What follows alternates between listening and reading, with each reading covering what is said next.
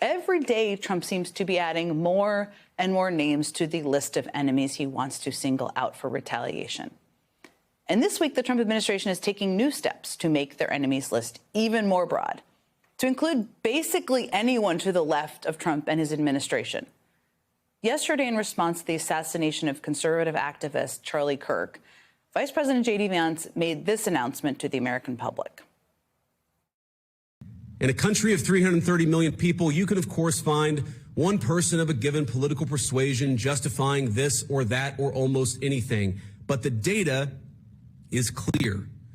People on the left are much likelier to defend and celebrate political violence. This is not a both sides problem. If both sides have a problem, one side has a much bigger and malignant problem, and that is the truth we must be told. Now, what the vice president said there is simply not true. I mean, in fact, until recently, you could go to the Justice Department's own website, the Justice Department of his government, by the way, and read this study, which found that far-right attacks continue to outpace all other types of terrorism and domestic violent extremism. Now, today, 404 Media was first to report that the Justice Department has now quietly removed that study from their website, so you can no longer read it there. And it doesn't take a lot of speculation to figure out why. I mean, the Trump administration wants to use Charlie Kirk's death as pretext to target even broader swaths of those they deem the political left, as they define it. And they're already telling us how they will choose their new targets. I mean, here was Attorney General Pam Bondi just yesterday on a podcast hosted by the wife of another Trump official. There's free speech and then there's hate speech. And there is no place, especially now, especially after what happened to Charlie, in our society.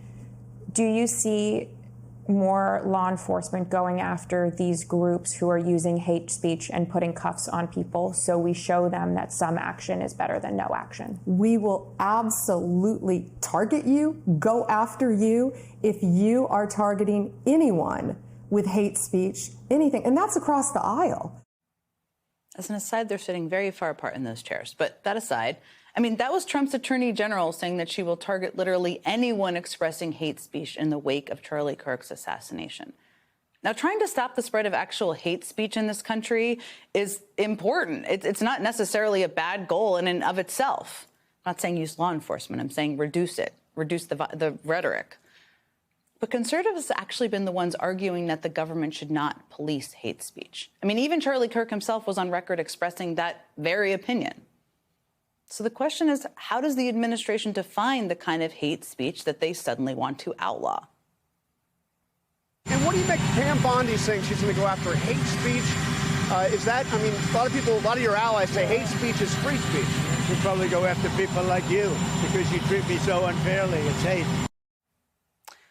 I mean, that's the First Amendment, according to Trump. If you treat him unfairly, it's hate. Trump is putting anybody and everybody who refuses to shower him with unqualified praise on his enemies list. It's, of course, by the way, how he defines unfairly. And that has led to a lot of scary headlines, so let me acknowledge that. I mean, here's just a sample from the last 24 hours. Free speech alarm grows as White House targets rhetoric over Kirk's killing. Trump officials vow crackdown on left-leaning groups after Charlie Kirk killing. J.D. Vance vows retribution on liberal institutions after Charlie Kirk killing.